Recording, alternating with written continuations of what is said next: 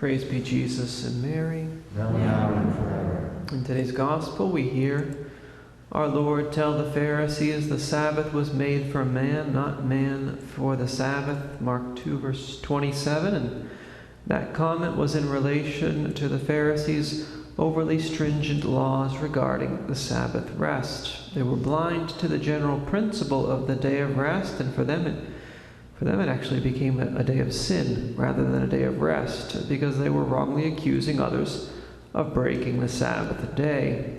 Here it's the disciples of our Lord, and in other places in the Gospel it's actually our Lord himself whom they accuse of sinning by not honoring the Sabbath as they interpreted it. The Sabbath or Saturday is no longer a day of rest for Christians. That day for us is now Sunday. We understand the third commandment, and the Catechism explains this well. We understand the third commandment to include two precepts. One is the sanctification of Sunday by assisting at Mass, either on Sunday or at the Vigil Mass on Saturday. And two, setting aside Sunday as a day of rest. The old law which governed the Church, the canon law of 1917, at canon number 1248, used to prohibit what's called servile work. Servile work is the work that was originally done by people who were called serfs. Serfs were peasants who lived under feudalism in the Middle Ages. Those who didn't have their own land and who were servants of the landowners. So their work was mainly manual labor, and the serfs were freed from it on Sundays and also on other holy days in order to worship God.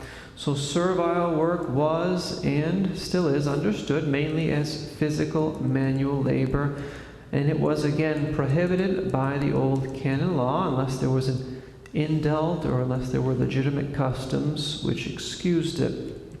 The prohibition against servile work on Sunday no longer exists in the new canon law of 1983. Canon 1247 of the new canon law says this, quote, "On Sundays and other holy days of obligation, the faithful are obliged to assist at Mass. They are also to abstain from such work or business that would inhibit the worship to be given to God, the joy proper to the Lord's day, or the due relaxation of mind and body." So the new law actually leaves it open to the individual to discern what specific activities or work interferes with getting sufficient rest on Sunday.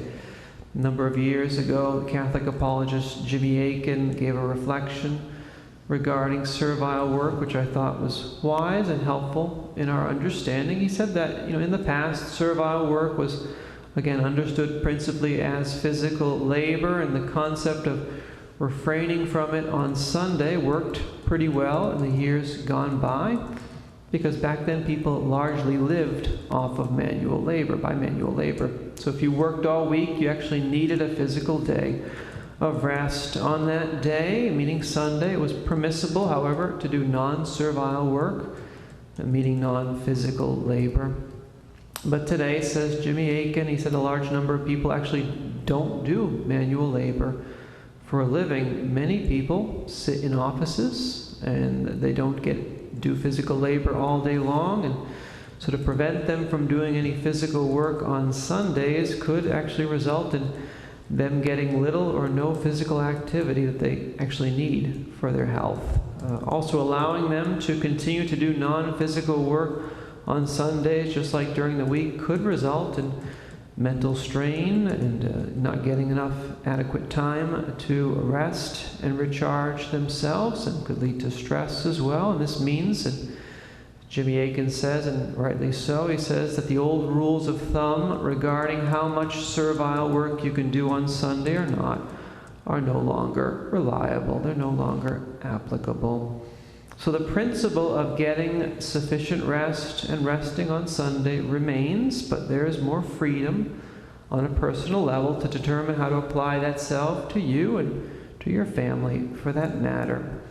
So the new code of canon law, written in 1983, doesn't prohibit servile work, and in his apostolic letter, Dies Domini, which the Holy Father John Paul II wrote in 1998, he essentially reiterates what the canon law says. He says at paragraph 67 of his apostolic letter, he says, Christians are obliged in conscience to arrange their Sunday rest in a way which allows them to take part in the Eucharist, refraining from work and activities which are incompatible with the sanctification of the Lord's day, which is with its characteristic joy and the necessary rest for spirit and body. But the Holy Father doesn't delve into details as far as what's necessary or unnecessary work, or how much time you can dedicate to this or that activity. So again, the principle of rest remains, but the micromanaging of how that rest is violated is no longer